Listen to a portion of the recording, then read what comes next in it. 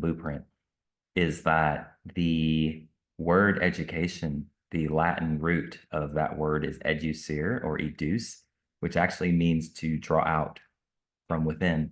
It doesn't mean to put in and spit back out or regurgitate. It means to draw out from within, and it's kind of hidden in plain sight. Um, and so I'm bringing that up to say that just as I remembered and almost like reconnected to my soul and my home frequency, then my ability to assimilate and get value from information and philosophies and teachers and all the explorations of life was really, really heightened. Mm-hmm. And so in a way, I feel like I returned to my original blueprint as a learner, right? And so Blueprint to me is very similar in that, I've read books, seen examples. I, saw the example of my own parents growing up before they got divorced. And there's so much information. There's so many opinions. There's so many philosophies. There's so many manuals, books, blueprints on how you do relationship. And all of that, kind of like school, can be useful or valuable or not. Mm-hmm. And it's not just based on the level of quality of what's being offered, but to me, it's based on whether or not it's coming from the inside out, through that home frequency, through that connection to your own soul. And to me, that is transcendent wisdom that is uniquely tailored and to you as a soul. And so Blueprint and being in relationship and divine union with you, our unique Blueprint has taught me, fed me, empowered me, expanded me more than anything I've ever learned in any book, course, from any coach, anything. And that's one of the things that I'm inspired, or one of the reasons I'm inspired, one of many reasons I'm inspired to offer it to people, because a lot of us and a lot of people on the planet, if we talk about the whole planet, like the divorce rate keeps climbing. It's at an all-time high. Clearly, collectively, we don't know what the fuck we're doing when it comes to relationships, right? But everybody's got an opinion, man. Everybody's got an idea. And so it's just been so deeply enriching, rewarding, and empowering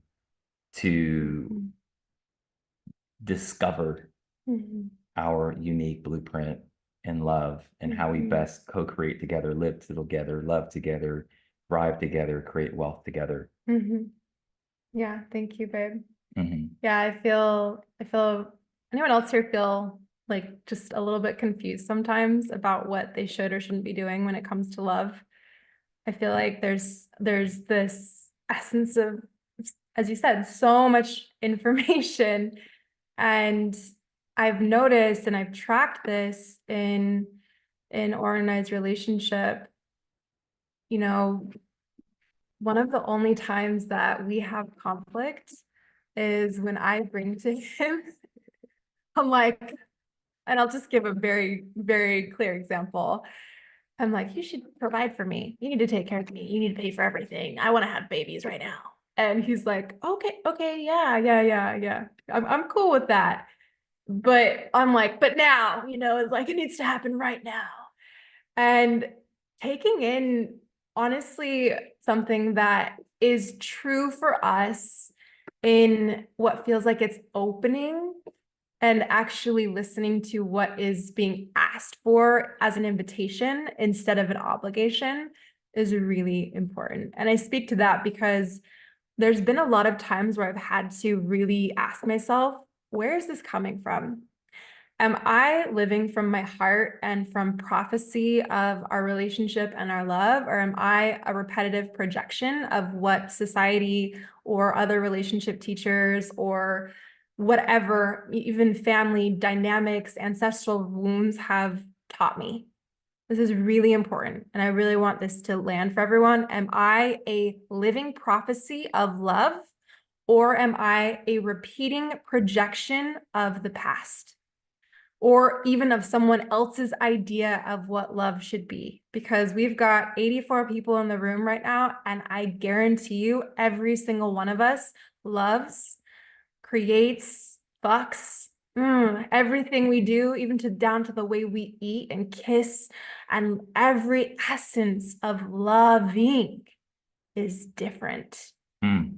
And when we try to compare ourselves to other human beings who have human flaws, who are also moving through their own things in relationship, even people that you look up to, it's important for us to get really clear. And so Oren and I always start from our relationship is the master teacher first, and our mentor is God.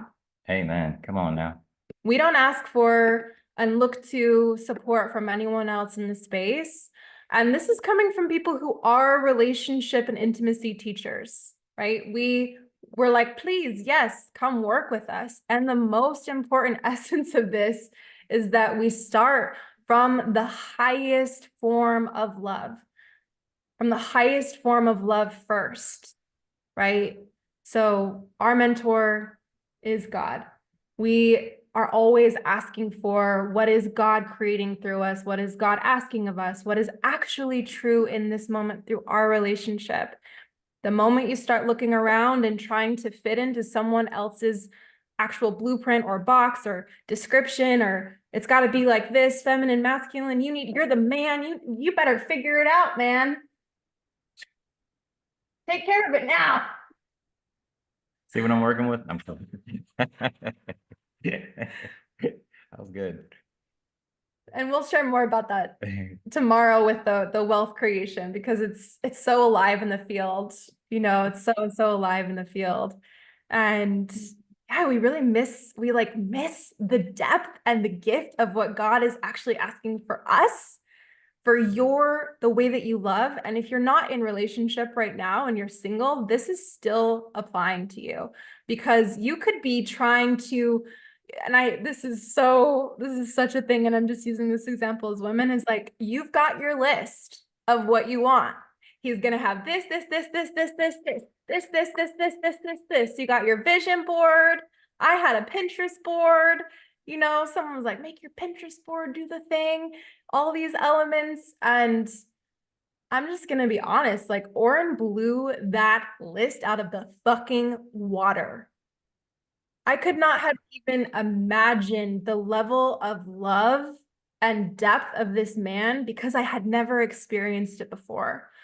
And so often we're trying to fit something into this human condition, and you can't really even know what's possible when you're already living from limitation. Can everyone make sure they are muted? Please. Thank you.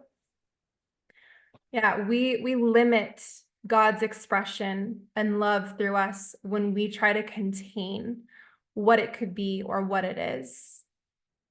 I want to expand for a moment on what we mean when we say, like, God is our mentor, because that means many things. And often the word God sparks religious connotation or some image or some feeling in your body. And that's something that's unique and sacred to all of us. So to me, when we say God, we also mean love. We also sometimes refer to the field of our relationship. Someone asked me on a recent post, when I said that the pure feminine is insatiable and the pure divine masculine is inexhaustible. And so basically, one of the things that we do in listening and living in our divine union is anything that her soul or heart authentically desires, I just say yes. It's like, yes first, figure out how later. Yes first, ask questions later. Whether I'm going to be the one to deliver it specifically or not, it's really an expression of unconditional love and unconditional service to be like, yes, yes, yes. And then I said, unless it doesn't ring true. And then someone asked me the question, like, well, who determines whether or not her desire is true? And I basically said, when we're in a field of intimacy and union, in a space of humility and openness, it's obvious when a desire is arising from the heart or desires arising from the head, and it's rooted in fear or rooted in survival. And so that intelligent field of energy that allows us to discern is also what we're calling God.